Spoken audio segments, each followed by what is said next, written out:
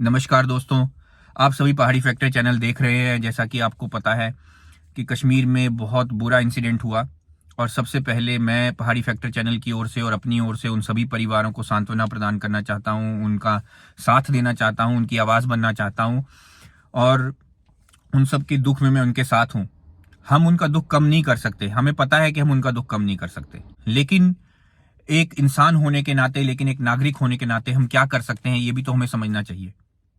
इस तरह की घटनाएं हमारे देश के अंदर बहुत ही आम होती चली जा रही हैं। कभी कहीं हमला हो जाता है, कभी कहीं हमला हो जाता है और हमारे जो फौजी हैं, जो हमारे देश के रक्षक हैं, उनके लिए तो हमेशा की ये समस्या बनी हुई है। हमें पता ही है, हमें देखते हैं, हम जब से मैंने होश संभाला है तब से कोई ना कोई समस्या मैं वहां देख ही रहा हूं। उसके बाद धारा 370 हटी, उसके बाद ये क्लेम किया गया कि कश्मीर जो है एक बहुत ही शांति प्रिय जो प्रदेश बन चुका है।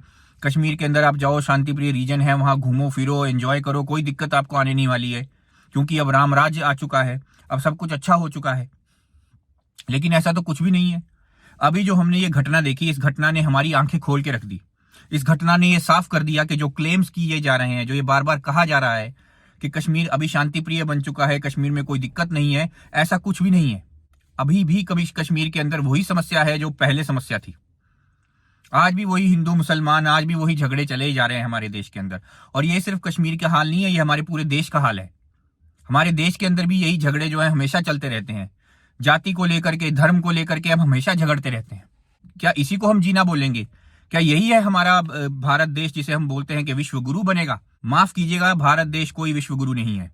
भारत देश से कोई कुछ नहीं सीखता, ये सच्ची बात है। आप फॉरेन कंट्रीज में जाइए, आप बाहर के देशों में जाइए, आप जाकर के पूछिए भारत से आपने क्या सीखा, आपको पता चलेगा कुछ नहीं सीखा किसी ने। कुछ नहीं सिखाते हैं हम किसी को। हम किसी चीज में आगे नहीं है। हम ना इनोवेशन में आगे है, ना साइंस टेक्नोलॉजी में आगे, हम किसी चीज में आगे नहीं है। हम अपने दिमाग के अंदर एक जबरदस्ती की हमने एक नकली दुनिया बनाई हुई है। उस दुनिया के अंदर हम विश्व गुरु हैं, उस दुनिया के अंदर हम सबसे ऊपर हैं, लेकिन वो दुनिया सिर्फ और सिर्फ हमारे दिमाग के अंदर है और कहीं पे भी नहीं है। हमें ये झूठ हमेशा दिखाया जाता है सोशल मीडिया के जरिए, मेन मीडिया के जरिए, कि कुछ एक बड़ी पॉलिटिकल पार्टीज हैं जिन्होंने हमारे देश को बदल करके रख दिया है। लेकिन ऐसा कुछ भी नहीं है। किसी पार्टी ने हमारे देश को नहीं बदला है, बल्कि पार्टियों ने ही तो हमारे देश को बिगाड़ा है। पार्टियों ने ही तो हमारे देश का काम तमाम किया है। इन पॉलिटिशियंस ने, इन नेताओं ने ही तो हमारे देश का काम तमाम किया है। और ये जितनी भी घटनाएं हैं, इसकी समस्या क्या है? समस्या हम लोग हैं। जब तक हम आपस में झगड़ते रहेंगे, जब तक हम एक दूसरे के साथ हिंदू, मुस्लिम, सिख, ईसाई और इन धर्मों के आधार पर, जाति के आधार पर, रंग के आधार पर या पैसों के आधार पर एक दूसरे के साथ भेदभाव करते रहेंगे, तो उस भेदभाव का फायदा बाहर के लोग हमेशा ही उठाएंगे। पहले भी उठाया गया है। हमारे देश को जब गुलाम बनाया गया था, उस समय पर भी हम अलग थे, अलग अलग चीजों में बटे हुए थे। उस बंटवारे का ही इस्तेमाल करके हम लोगों को अलग किया गया था परमानेंटली। जब हमारे देश के टुकड़े किए गए, उस समय पर भी हम बंटवारे में थे। हमें दिमाग के अंदर बंटवारा था, हमारी समझ के अंदर बंटवारा था, हमारी सोच के अंदर बंटवारा था, हमारी सोसाइटी के अंदर बंटवारा था। और इस बंटवारे का इस्तेमाल करके ही ये जो लोग हैं, ये हमेशा हमारे ऊपर इस तरह के हमले करेंगे। इस तरह के जो लोग हैं वो हमेशा तोड़ने की कोशिश करेंगे हमें। आप इसको एक तरीके से समझ करके देखिए कि आप एक परिवार है। परिवार में जो है बहुत सारे लोग एक साथ मिल करके रहते हैं, और वो जो इतने सारे जो लोग होते हैं हमेशा अलग होते हैं। कभी भी कोई एक इंसान दूसरे इंसान से नहीं मिलेगा। आपके परिवार के अंदर भी अगर आप 4-5 भाई बहन भी हैं, तो आप 4-5 भाई बहन भी जो है, सबकी सोच अलग होगी, उन सबकी पढ़ाई अलग होगी, उन सबका काम करने का तरीका अलग होगा। और ये जो हमारा डिवाइड होता है कि हम अलग दिखते हैं, हम मुख्तलिफ दिखते हैं, हमारी एक अपनी पर्सनैलिटी होती है, ये जो है ये हमें भगवान ने दिया है, ये जो हमें उस विधाता ने दिया है, उस ऊपर वाले ने हमें दिया है।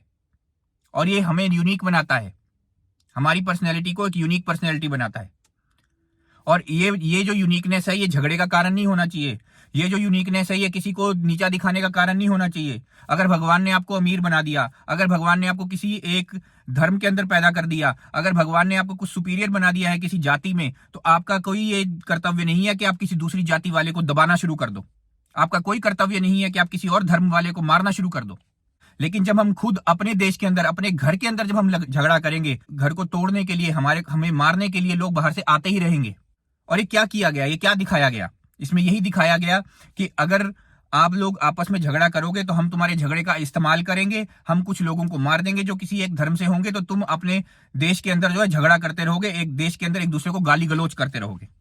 और ऐसा करने से जो तुम्हारा देश है वो टूटेगा, ऐसा करने से जो तुम्हारा देश है वो वीक होगा, कमजोर पड़ेगा। और यही ये लोग चाहते हैं।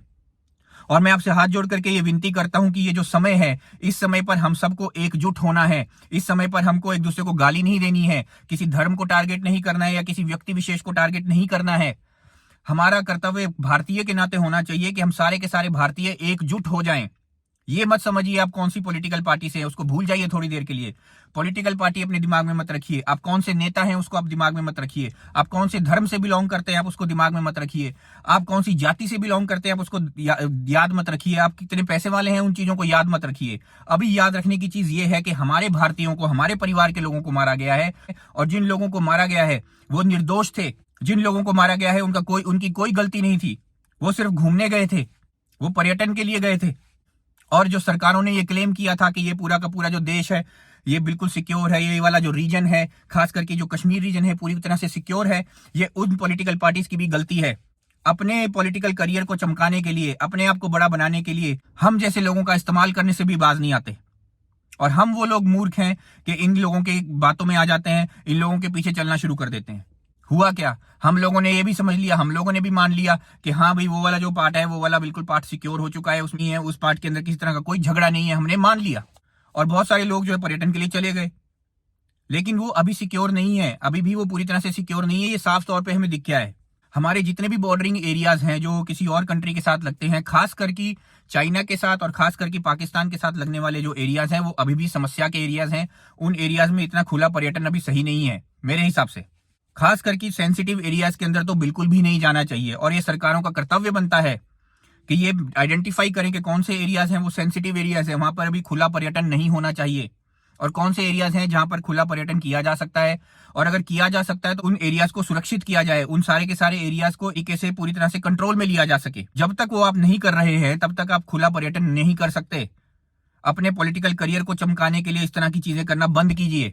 और मैं जैसे पहले भी कह रहा था हाथ जोड़ के, यही मेरी विनती है, दोबारा आपसे ये विनती है, आप सब लोग एकजुट होकर के एक परिवार की तरह, एक भारत की तरह सब मिलकर के ये आवाज उठाइए कि हमें सुरक्षा चाहिए। और जो हमें सुरक्षित नहीं रखेगा, हमें वो पार्टी नहीं चाहिए या वो सरकार हमें नहीं चाहिए जो हमें सुरक्षित नहीं रख सकती। और सबसे बड़ी बात कि जो हमारे ऊपर आंख उठाएगा उसे बकायदा जवाब दिया जाए, उसी की भाषा में जवाब दिया जाए, उसी के तरीके से जवाब दिया जाए। इस समय पर कठोर कदम उठाना बहुत ज्यादा जरूरी है। और ये जो बहुत सारे लोग जो सोशल मीडिया के ऊपर आवाजें उठा रहे हैं, बहुत जगह पे आवाज उठा रहे हैं, पहले तो उनका बहुत बहुत धन्यवाद कि वो आवाज उठा रहे हैं।